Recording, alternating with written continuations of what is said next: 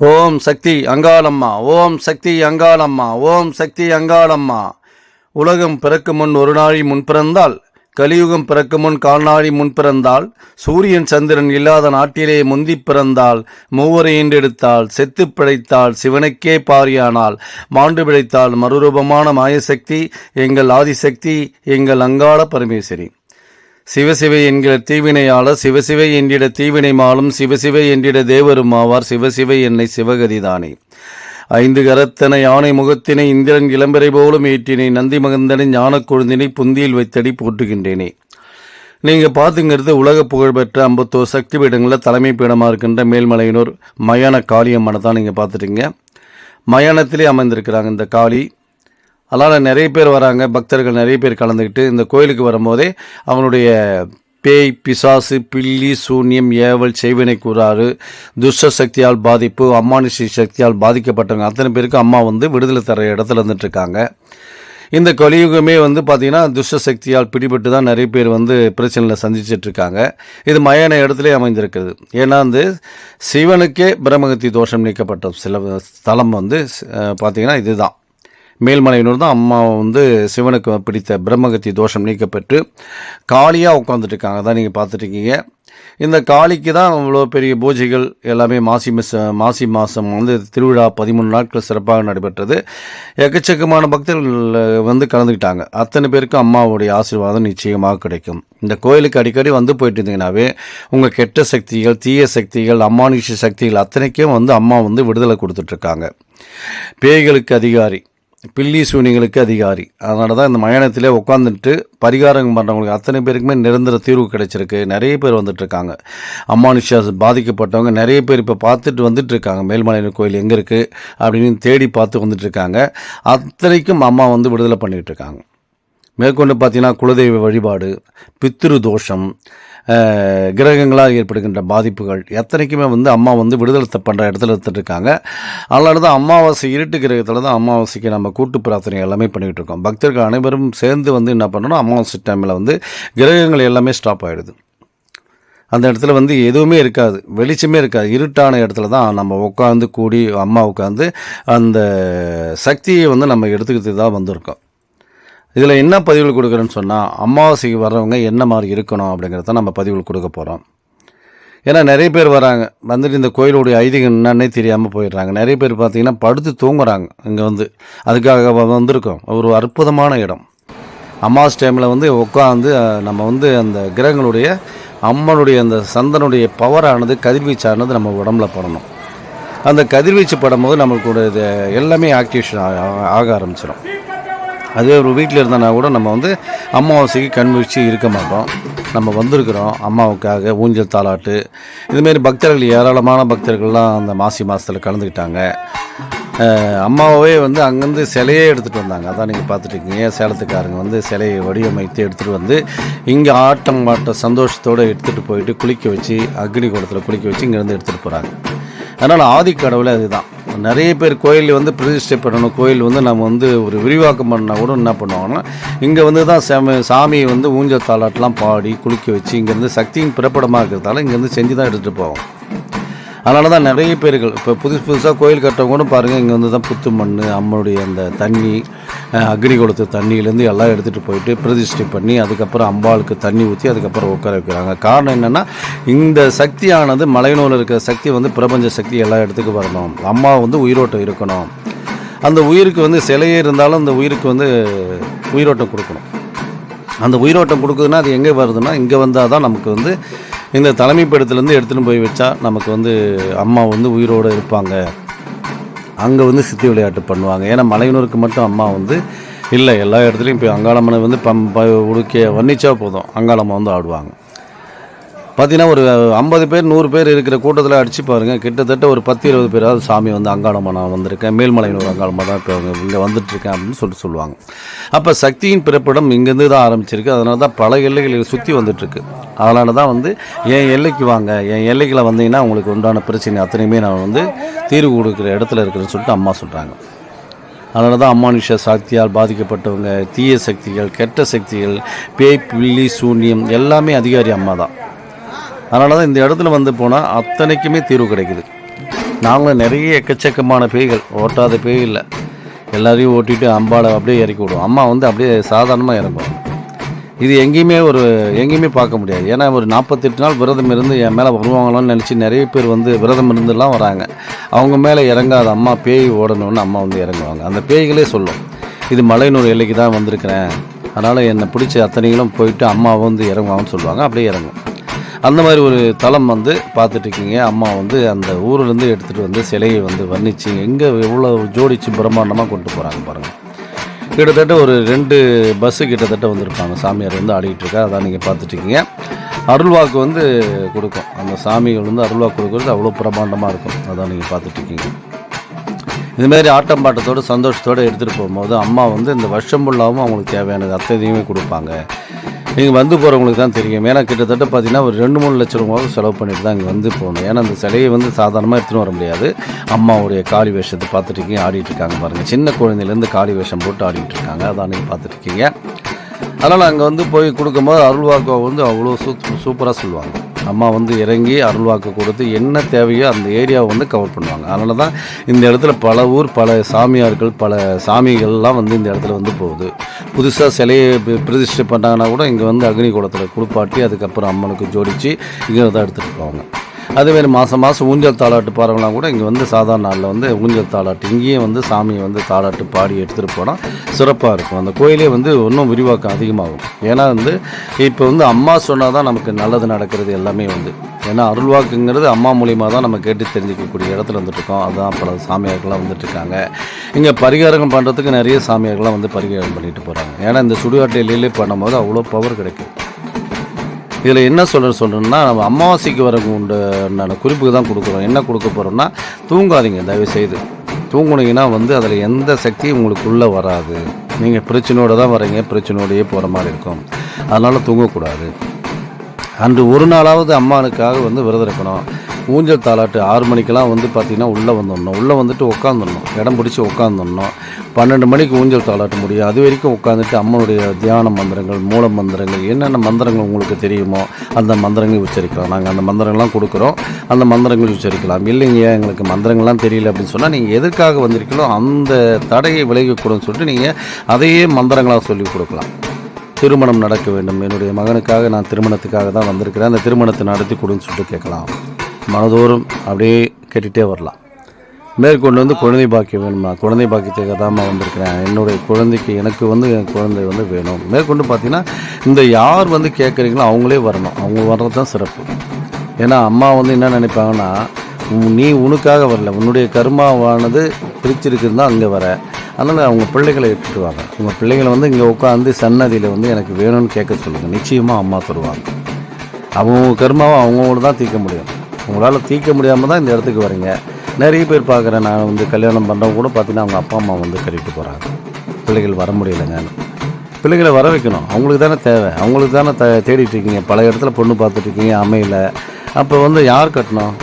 அவன் கணவன் தான் கட்டணும். அதில் அவருடைய பிள்ளைகள் தான் வந்து நேரடியாக வந்து கட்டணும். நம்ம கூட இருந்து வழி நடத்தணும். அதுக்கு தான் நீங்கள் பார்த்தீங்கன்னா வந்து பித்ருக்கு தோஷம் கொடுங்கன்னு சொன்னால், இல்லை என்னுடைய அப்பா இருக்கிறாரு, அம்மா இருக்கிறாங்க, தாத்தா இருக்கிறாங்கன்னு சொல்கிறோம்ல, அவங்களாம் இருந்து செய்கிறாங்க, அதனால் நான் எப்படிங்க செய்கிறதுன்னு கேட்குறீங்கல்ல. அதே மாதிரி தான் உன்னுடைய கர்மா தெரிந்தால் நீ தான் வரணும், அந்த இடத்துக்கு வரணும், நீ தான் உட்காந்து அழுவணும், எனக்கு வந்து சரியான வரணும் அமைச்சு கொடுப்பா அப்படின்னு கேட்கணும். பெற்றோர்கள் வந்து வழி நடத்தணும். நீங்கள் நிறைய பேர் பார்த்தீங்கன்னா கோயிலுக்கு போகிறவங்க அத்தனை பேருமே பெற்றோர்கள் தான். அவங்க என்ன பண்ண முடியும்? நம்மளுடைய அதாவது நமக்கு கரு கொடுக்குறவரே அவர் தான். அம்பாள் சிவனும் சேர்ந்து தான் நமக்கு கொடுக்குறாங்க. நம்ம ஒரு மண்ணு தான். ஆண் அதாவது சொல்லுவாங்க, பெண்கள் வந்து ஒரு நிலம் மாதிரி, ஆண்கள் வந்து தண்ணி விடுற ஒரு நீரோட்டம். அப்போ விதையை யார் கொடுக்கணும்? அந்த ஆண்டவன் தான் கொடுக்கணும்.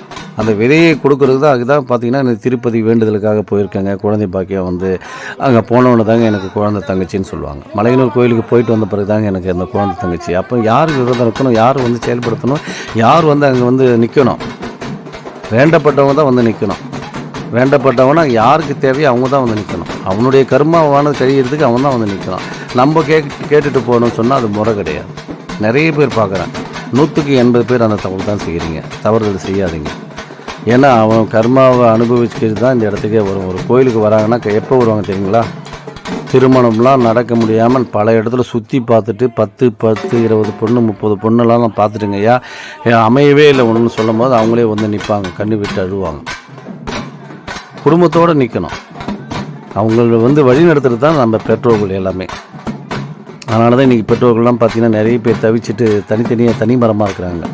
வீட்டில் வந்து ஒப்படைச்சிட்டு மனைவி எப்படியாவது தேர்ந்தெடுத்து செலெக்ஷன் பண்ணி கல்யாணம் பண்ணிட்ட பிறகு பார்த்திங்கன்னா அவங்க தனிமரமாக நின்றுட்டுருக்காங்க. அந்த மாதிரி இருக்கக்கூடாது. அவங்களுக்குள்ள ஒரு இறையருள் வரணும். இறையருள் வந்தால் தான் இது வந்து தானாகவே நடக்க ஆரம்பிக்கும். அதனால தான் நிறைய சொல்கிறது பரிகாரங்கள்லாம் சொல்கிறதுக்கு காரணம்னா, நீங்கள் சனீஸ்வரன் போங்க, திருநள்ளாறு போயிட்டு வாங்கன்னு சொல்லுவாங்க, இந்த கிரக தோஷத்துக்கு திருப்பதிக்கு போயிட்டு வாங்கன்னு சொல்லுவாங்க. அந்தந்த தோஷத்துக்குனா திருச்செந்தூர் அந்தந்த கோயிலுக்கு போக சொல்கிறதுக்கு காரணம், அந்த யார் பிள்ளையோ அந்த பிள்ளை தான் அந்த இடத்துல போய் நிற்கணும்னு சொல்லுவாங்க. இன்றைக்கி அந்த மாதிரி இல்லை, தவறுதல் நிறைய பண்ணிகிட்ருக்காங்க. அதெல்லாம் திருத்திங்க. முடிஞ்ச வரைக்கும் கூப்பிட்டுட்டு வந்து அவங்க கையால் தான் அதை வந்து கட்டணும். அந்த கட்டினா தான் அவங்களுக்கு உண்டான அந்த தாலி பாக்கியமானது கைகூடி வரும். ஏன்னா ஒவ்வொருத்துக்கும் ஒவ்வொரு கோயிலில் வந்து ஒவ்வொரு விரிச்ச மரம்னு இருக்குது, அந்த விரிச்ச சாத்திரம். அந்த இடத்துல போய் அந்த மரத்தில் கட்டினா தான் அவங்க தான் கையால் கட்டணும். அவங்க கையால் கட்டினும் போது அது பலன் தரும். அவங்க சாப்பிட்டா தான் அவங்க வயிற்றுக்கு பசி தீருமே தவிர நீ சாப்பிட்டா பசி தீருமானா நிச்சயமாக தீராது. அதான் வந்து ஆடிட்டுருக்குங்க. பார்த்திங்கன்னா ஒவ்வொரு சாமியும் கூப்பிட்டு ஆடுவார். அவர் மேலே வந்து பல சாமிகள் இருக்குது. பார்த்தேன் நான் எடுக்கும் போதே ஒவ்வொரு சாமியும் வர்ணித்து பாட்டு பாடி அப்படியே அடிச்சுட்டு வராங்க. அதான் நீங்கள் பார்த்துட்டீங்க. அதனால் வந்து பார்த்திங்கன்னா நம்ம வந்து போன ஜென்மத்தை விட்ட ஒரு தொட்டவரை தான் இந்த ஜென்மத்தில் நம்ம அனுபவிச்சுட்ருக்கோம். நிறைய பார்த்துட்ருக்கீங்க. ஒவ்வொரு குடும்பத்தில் நடக்கிற நிகழ்ச்சியெல்லாம் பார்த்துட்ருக்கீங்க. பார்க்கும்போது எவ்வளோ வேதனையோட துன்பத்தோடு தான் இருந்துகிட்ருக்கோம். அதனால் இன்றைக்கி வந்து கலியுகம் வந்து சிறப்பாக இல்லை. அதனால் வந்து இந்த கலியுகத்தை சிறப்பாக நடத்துகிறோன்னா இறையருளை பிடிச்சாதான் நம்ம வந்து கலியுகம் சிறப்பாக போகும். இல்லைன்னு சொன்னால் இந்த கலியுகத்தில் வந்து பல பிரச்சனைகள் வேதனையோடு தான் நம்ம வாழ்க்கையை நடத்த வேண்டிய சூழ்நிலை இருந்துகிட்ருக்கோம். அதனால் வந்து வேணுன்றவங்க தயவு செய்து வந்து அம்மாவை வந்து அமாவாசைகள் வந்து பார்க்கணுன்னு நினைக்கிறவங்க அவங்களே வரணும். மூஞ்சல் தாளாட்டு பார்க்கணும். இங்கே ஒரு சொட்டு கண்ணீராவது விடணும். அம்மாவுக்கு நீ ஒரு சொட்டு கண்ணீர் வந்து நிச்சயமாக தெரியும். யார் என்னென்ன பிரச்சனைக்காக வந்திருக்கீங்க, என்னென்ன கேட்டு வந்திருக்கீங்க. இன்றைக்கி கேட்குறது கூட தெரியல. இறைவன்கிட்ட எப்படி கேட்கணும்னு கூட ஒரு வழி தெரியல. அப்படியே கோயிலை சுற்றி வராங்க, அப்படியே போயிட்டே இருந்துடுறாங்க. அடுத்தது உடனே வண்டி பிடிச்சி போயிடுறாங்க. அதுவாக வந்து நம்ம இறைவர்கள் கேட்குறதுக்காக வந்திருக்கோம். எதுக்காக அந்த ஆதி காலத்தில் வந்து உட்கார வச்சு பழகப்படுத்தினாங்க. கொஞ்சம் நேரமாக அது உட்காருங்கன்னு சொல்லுவாங்க. நம்ம கோயில் உள்ளே போகும்போது கூட அந்த எண்ணங்கள் வரதில்லை. ஏன்னா நம்ம நிற்கிறதே ஒரு செகண்டு தான் பார்ப்போம். சாமி பார்ப்போம். அது நம்ம குறைகள் சொல்கிறதுக்கு உண்டான நேரமும் இல்லை. அந்த பார்க்குற நேரம் தான் அம்மா அப்படி சொல்லிட்டு கையெடுத்து கும்பிட்டுட்டு அடுத்தது போயிட்டே இருப்போம். அந்த உட்காந்துடும். அதுக்காக தான் ஒரு 5 நிமிஷம் 10 நிமிஷம் உட்காருங்க. உட்காந்து உங்களுடைய புலம்பல் எதற்காக வந்திருக்கீங்க, நல்லதாக இருந்தால் நல்லதை பேசுங்க, கெட்டதாக இருந்தால் கெட்டதை பேசுங்க. இந்த மாதிரி இருக்க இதுக்காக தான் நான் வந்திருக்கிறேம்மா, இந்த விஷயம் வந்து எனக்கு நல்லபடியாக நடத்தி கொடு அப்படின்னு கேட்கணும். குலதெய்வ கோயிலுக்கு வந்து ஒரு 3 மாதத்துக்கு ஒருத்தரையாவது குலதெய்வ கோயிலுக்கு போங்க. குலதெய்வங்கள் போகும்போது உட்காந்து அங்கே இடத்துல அழுவுங்க, உங்கள் குறைகள் சொல்லுங்கள். நீங்கள் வேறு யார்கிட்ட எந்த சொன்னாலும் அந்த குறைகளுக்கு பதில் கிடைக்காது. இதை சரி பண்ணுற இடத்துல பார்த்தீங்கன்னா குலதெய்வம் இஷ்ட தெய்வங்கள், பித்ருக்கள், இவங்க எல்லாமே நம்மளை கூட வழி நடத்திருக்காங்க. எப்படி நம்ம வந்து கெட்ட சக்தி இருக்குதுன்னு நினைக்கிறோமோ அதே மாதிரி தெய்வ சக்தியிலும் நல்ல சக்தியிலும் நம்ம கூட தான் பயணிச்சிட்ருக்கு. அதனால் வந்து பார்த்திங்கன்னா வந்து நீங்கள் உட்காரும் போதே இந்த மாதிரி எனக்கு இந்த விஷயத்துக்காக தான் வந்திருக்கிறேன், எனக்கு நல்லபடியாக முடிச்சு கொடுமான்னு சொல்லிட்டு உட்காந்து கண்ணீர் விட்டு அழுவணும். அடுத்த தடவை வரும்போது நான் சந்தோஷமாக வரணும் அப்படின்னு சொல்லிட்டு போங்க. நிச்சயமாக அடுத்த வருஷத்தில் ஒரு மாற்றத்தை ஏற்படுத்தும். அதேமாதிரி மாதம் அமாவாசைக்கு தொடர்ச்சியாக வந்துட்டு போங்க. ஏன்னா ஒரே ஒரு செகண்ட் அவங்க பார்த்தாங்கன்னா போதும். ஏன்னா இறைவனுக்கு வந்து பார்த்திங்கன்னா 12 மாதங்கள் ஒரு நாள் தான். 365 நாள் வந்து ஒரே நாள் தான் சொல்கிறாங்க. அதனால் பார்த்திங்கன்னா ஒரு நாள் அவங்க கண் எடுத்து பார்த்தா போதும், நம்மளுடைய அப்படியே மொத்தமும் டோட்டலாக மாறும். தொழில் தடையாகட்டும், திருமண தடையாகட்டும், குழந்தை பாக்கியமாகட்டும், எதுவாக இருந்தால் அவங்க இருக்கட்டும், அதை பற்றி பிரச்சனை இல்லை. நம்ம ஒரு செகண்ட் அப்படி பார்த்தாவே போதும், நம்மளோட டோட்டலாக எல்லாத்தையும் மாற்றி கொடுப்பாங்க. அதனால தான் நீங்கள் ஒரு வருடமாவது ஒரு கோயிலுக்கு போனீங்கன்னா தொடர்ச்சியாக போயிட்டு வாங்க. எந்த கோயிலுக்கு போகிறீங்களோ உங்களுக்கு வந்து அந்த சக்தி நமக்கு கிடச்சி ஒரு பிரபலம் நிறைய நன்மை நடக்குதுன்னு சொன்னால் அந்த கோயிலுக்கு அடிக்கடி போயிட்டு வாங்க. நல்லது நடக்குன்னா ஒரு சில கோயிலுக்கு வந்து உங்களுக்கு அதுக்கு பொருந்த மாதிரி இருக்கும். அந்த கோயிலுக்கு போயிட்டு வந்த பிறகு சிறப்பாக இருக்கிறேன் சார், நல்லா இருக்கிறேன் சார்னு சொல்லுவாங்க. அப்போ அடிக்கடி அந்த கோயிலுக்கு நம்ம போயிட்டு வரணும். நல்லது சொல்லலும் போதெல்லாம் போகணும். கெடுதல் நடக்கும்போது மட்டும் நம்ம போகக்கூடாது. எப்போல்லாம் நல்லா இருக்கிறோமோ அம்மா நல்லா இருக்கிறம்மா பரவாயில்லம்மா, இங்கே வந்ததுக்கப்புறம் நான் வீடு வாங்கினேன், வாசல் வாங்கினேன், எல்லாமே கார்லேருந்து வண்டியிலேருந்து நிலத்துலேருந்து எல்லாமே எந்த சௌகரியம் எல்லாமே நீ கொடுத்துருக்குறம்மா, நல்லா நிச்சயமாக நல்லா இருக்கிறம்மா அப்படின்னு சொல்லிட்டு போங்க. அம்மா சந்தோஷப்படுவாங்க. அவங்க நல்லது சொல்லும் போது ரொம்ப சந்தோஷப்படுவாங்க. பரவாயில்ல, நம்ம கொடுத்ததுக்கு உண்டானது அவங்க சொல்கிறாங்க அப்படின்னு. ஆனால் அந்த மாதிரி செய்கிறதில்ல. பார்த்திங்கன்னா நிறைய பேர் பார்த்திங்கன்னா அந்த கொடுக்கும் போதெல்லாம் வரமாட்டாங்க. எப்போ அவங்க டோட்டலாக காலி ஆகுதோ அப்போ தான் நிற்பாங்க. எவ்வளோத்தான் நான் நல்லா இருந்தேங்க, போன வரைக்கும் நல்லா இருந்தாங்க. இப்போ எப்போ நான் நின்று ஆரம்பிச்சனோ அதுலேருந்தே எனக்கு பிரச்சனைங்க, தொடர்ச்சியான பிரச்சனைகள். எனக்கு வரதுக்கு உண்டான கோயிலுக்கு வரதுக்கு உண்டான வாய்ப்பே இல்லாமல் போச்சுங்க. இப்போ நான் யோசனை பண்ணி பார்க்கும்போது தான் பார்க்குறேன், மலையனூர் கோயிலுக்கு நான் மாதம் போகும்போதெல்லாம் பார்த்தா நல்லா இருந்தேன். எப்போ நான் போகாமல் நிப்பாட்டணும் அதுலேருந்து தான் என்னுடைய பிரச்சனைகள் ஆரம்பிச்சது. அப்புறம் தான் அவங்க தெரிஞ்சு வர ஆரம்பிக்கிறாங்க. அந்தமாரி வராதுங்க. ஏன்னா அம்மாவுக்கு தெரியும், நான் சின்ன பிள்ளைக்கு என்ன கொடுக்கணும். நீ ஓடி ஓடி ஒழிச்சாலும் அது தங்காது. அம்மா கொடுக்கணும்னு நினச்சா மட்டும்தான் தங்கும். ஏன்னா நான் எங்களுடைய அனுபவம், வாழ்க்கையில் நான் ஏற்பட்ட அனுபவங்கள் நிறைய விஷயங்கள், நான் தேடி போன காலங்கள்லாம் நிறைய இருந்தது. நான் ஓடி ஓடி, ஏன்னா எப்படியாவது நம்ம செல்வம் சேர்க்கணும், பெரிய ஆளாகணும் அப்படிங்கிற மாதிரி என்னை விட்டாங்க. அத்தனைக்குமே சரி ஓடி போய் வா, எங்கெங்கே சுற்றணுமோ சுற்றிட்டு வா. ஏன்னா இப்போ ஒரு அம்மாவுக்கு தான் தெரியும் பிள்ளைய ஏன்னா அதோடைய போக்கிலே விட்டுருவாங்க. நானும் பல இடத்துல சினிமா துறையிலேருந்து எல்லாத்தையும் ட்ரை பண்ணாத விஷயங்களே இல்லை. நான் இசை கச்சேரி நடத்தியிருந்தவன், பாட்டு கச்சேரியிலேருந்து mimicry artist, singer, keyboard player எல்லாமே எனக்கு அத்தனையுமே கொடுத்தது அம்மா தான். அப்படி இப்படி சுற்றி கடைசியில் பார்த்தேன் எதுலேயுமே எனக்கு ஒரு முன்னேற்றத்தை தரலை. முன்னேற்ற பாதைக்கு நான் போக முடியல. சரி இது என்ன தான் நடக்குதுன்னு தெரியல தான். சரி மறுபடியும் இது நமக்கு தெரிஞ்ச ஆயுதத்தை, நமக்கு தெரிஞ்ச ஒரு விஷயத்தை இப்போ மீடியா மூலிமா நம்ம செய்யலான்னும் போது அம்மா பலன் தந்தாங்க. அப்போ தான் தெரிஞ்சுக்கிட்டேன் இவ்வளோ விஷயங்கள் இதில் இருக்குதுன்றது. அப்போ தான் எனக்கு தெரிய வந்தது. அம்மா கிட்ட வந்த பிறகு தான் நான் இந்த எப்போ சேனல் ஓப்பன் பண்ணோம் அதுலேருந்து நான் பிரபலமாக இருக்கேன். இன்றைக்கி பல வித்தைகள் சொல்லி கொடுத்துட்ருக்காங்க. அம்மா கூட இருந்து வழி நடத்துகிறாங்க. எனக்கு பேசுகிறாங்க, சித்தர்கள் பேசுகிறாங்க, அம்மா பேசுகிறாங்க, இது மாதிரி பண்ணிக்கோ, இது மாதிரி பண்ணிக்கோ. ஏன்னா என்னுடைய இல்லத்துக்கு வந்துட்டுருக்காங்க, என்னுடைய பாலகனாக இருந்துகிட்ருக்கேன். நீ பல வித்தைகளை கற்றுக்கிட்டு இந்த இடத்துல இதுக்காக தான் நான் உன்னை என்னுடைய பக்கத்தில் உட்கார வச்சுருக்கேன்னு சொல்லிட்டு சொல்கிறாங்க. அப்போ தான் தெரிஞ்சுக்கிட்டேன், ஓ இவ்வளோ விஷயம் இருக்குதா, மனிதர்கள் ஏன் துன்பப்படுறாங்க, அந்த துன்பப்படுறதுக்கு என்னென்ன காரணங்கள் இருக்குதுன்னு தேடும்போது பல விஷயங்கள் இருக்குது. ஜாதகத்தில் அவ்வளோ விஷயங்கள் நடக்குது. மேற்கொண்டு பார்த்தீங்கன்னா இந்த கோயிலே நம்ம உட்கார வச்சு கழிப்பு எடுக்கிறது, செய்வினை கூடாதுலேருந்து எல்லாத்தையும் பண்ணிகிட்ருக்கோம். மேற்கொண்டு ஜாதக ரீதியாகவும் தெரிஞ்சுக்கிறது தான். இப்போ பல குருமார்களை சந்திக்கிறேன். பல குருமார்கள் எனக்கு அருமையான குருமார்கள் தான். கிட்டத்தட்ட பார்த்திங்கன்னா ஒரு 20-30 குருமார்கள் எனக்கு துணையாக நிற்கிறாங்க. அந்த மாதிரி பல விஷயங்கள் வித்தைகளை கற்றுக் கொடுத்துருக்காங்க. அதனால் அத்தனையுமே நம்ம பயன்படுத்தக்கூடிய இடத்துல இருந்துகிட்ருக்கோம். அதனால் பாருங்கள், அம்மாக்கிட்ட கேளுங்க, முடிஞ்ச வரைக்கும் அம்மாக்கிட்ட கேளுங்க. ஏன்னா தெய்வத்தோடு ஒப்படைச்சிடணும் எந்த ஒரு காரியங்களும். அம்மா நான் உங்கள்கிட்ட ஒப்படைச்சிட்டோமா, இதுக்காக அர்த்தமாக வந்திருக்கேன், என்னுடைய பிரச்சனை தீர்த்து கொடுன்னா நிச்சயமாக 80% தீர்த்து கொடுத்துருவாங்க. இல்லைங்க எனக்கு தெரியலங்க, நானும் வந்துக்கிட்டு தான் இருக்கிறேன், ஒரு 80% பார்த்துட்டு தான் இருக்கேன். மாதம் நான் தவறாமல் வந்துக்கிட்டு இருக்கேன், மாதம் வந்துட்டு தான் இருக்கேன். என்னுடைய பிரச்சனையானது சரியாகலன்றவங்க மட்டும் எனக்கு அப்பாயின்மெண்ட் போட்டுட்டு என்னை பாருங்கள். நிச்சயமாக உங்களை உயரத்துக்கு கொண்டு போகிறதுக்கு என்னால் முடியும். அம்மா எனக்கு கொடுத்த அத்தனை விஷயத்தையும் உங்களுக்கு நான் பயன்படுத்துவேன். அதனால் பாருங்கள், கிரகத்தால் ஏற்படுகின்ற என்னென்ன கோளாக இருக்குது, என்னென்ன சரி பண்ணலாம். இன்றைக்கி கணவன் மனைவி பிரச்சனை, குடும்பத்தில் சண்டை சச்சரவுகள், சொத்துல தகராறு, எவ்வளோ விஷயங்கள் நடந்துட்டுருக்கு. மனத்தில் நிம்மதி இல்லாமல் வாழ்க்கை ஓடிட்டுருக்கோம். என்ன வேலை செய்கிறதுன்னு கூட தெரியாமல் ஓடிட்டுருக்கோம். வேலை செஞ்சால் அதை தொட்டால் பார்த்திங்கன்னா பலத்தடி நிறைய பார்த்துருக்கேன். இன்றைக்கி பார்த்தீங்கன்னா ஒரே வருஷத்தில் ஒரு சில கடைகள்லாம் திவாலாகிட்டுருக்கு. அதெல்லாம் நாங்கள் பார்த்துட்ருக்கோம். கிட்டத்தட்ட 50 லட்ச ரூபா, 1 கோடி ரூபா கிட்டத்தட்ட லாஸ் பண்ணிவிட்டு உட்காந்துருக்காங்க. என்ன பண்ணுறதுன்னு தெரியாமல் முடிக்கிறாங்க. இல்லை வெளிநாடுகள்லாம் பார்த்தீங்கன்னா அவங்க ஜாதகம் என்ன, அவன் என்ன கர்ம அனுபவிக்க வந்திருக்கான்றது எல்லாத்தையும் லிஸ்ட்டு எடுத்து பார்த்துட்டு அதுக்கப்புறம் தான் அவங்க செயல்படுத்துவாங்க. நம்ம ஆளுங்க அந்த மாதிரி இல்லை. ஆனால் இருந்தாலும் அங்கங்கே போய் கேட்குறாங்க. 100-200க்கெலாம் பார்த்தீங்கன்னா நிச்சயமாக அவங்களால சொல்ல முடியாது. நான் ஒரு ஜாதகம் பார்க்குறேன்னா 500 வாங்கிட்டு இருக்கேன். 500 வாங்கினாலும் அதுக்குண்டான தரங்கள் நிச்சயமாக உங்களுக்கு தெரியும். இதில் என்ன நம்ம பிரச்சனை இருக்குது, யாரும் சொல்லாத விஷயங்கள்லாம் இவர்கிட்ட என்ன இருக்குதுன்னு நிச்சயமாக நீங்கள் கேட்டு தெரிஞ்சுக்கலாம். அத்தனையுமே அம்மா நம்மக்கிட்ட அம்மானுடைய சக்தி மூலயமா கொடுத்துட்ருக்காங்க. ஒரு 10-15 வகையான நான் எடுத்துகிட்ருக்கேன். இந்த பரிகாரம் என்ன, பிரச்சனை என்னன்றது எடுத்து டிக் பண்ணி பார்த்துட்டு அதுக்கப்புறம் உங்களுக்கு இந்த சிக்கலில் இருக்குது அப்படின்னு நம்மளால் சொல்ல முடியும். அது அம்மா கொடுத்துட்ருக்காங்க. ஊஞ்சல் தாலாட்டு தான் நீங்கள் பார்த்துருக்கீங்க. வருகின்ற அமாவாசை ஊஞ்சல் தாலாட்டு 29ஆம் தேதி நடக்க போகுது. சனிக்கிழமை இரவு ஊஞ்சல் உற்சவம் நடக்கும். அதான் நீங்கள் பார்த்துட்ருக்கீங்க. அம்மா வந்து ஊஞ்சல் தாளாட்டு ஆடிப்பாடி வெளியூர்லேருந்து வந்தவங்க சாமியார்கள் வந்து அம்மாவை வந்து ஆடிப்பாடி சந்தோஷப்படுத்தி இங்கேருந்து எடுத்துகிட்டு போகிறாங்க. அதான் நீங்கள் பார்த்துட்ருக்கீங்க.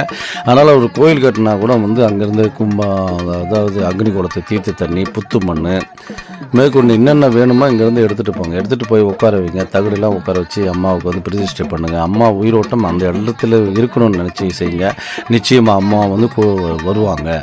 அதனால் வந்து இன்றைக்கி வந்து பார்த்திங்கன்னா மலையனூர் அமாவாசை ஊஞ்சல் தாளாட்டு இங்கே மட்டும் இல்லை, உலகம் எல்லா இடத்துலையும் அமாவாசை ஊஞ்சல் தாளாட்டு நிச்சயமாக நடக்கணும். அதுதான் என்னுடைய ஆசையும், அது அம்மாவுடைய ஆசையும் அதுதான். அதனால் சின்ன சின்ன கோயிலில் கூட உங்களால் முடிந்தது என்ன படைக்கணுமோ, இப்போ ஒரு பொங்கல் வச்சு படைத்தா கூட அம்மா ஏற்றுக்குவாங்க. ஒரு தண்ணியை வச்சு உங்களால் ஒரு சொம்பு கூழ் வச்சுட்டு கூட நடத்தலாம்.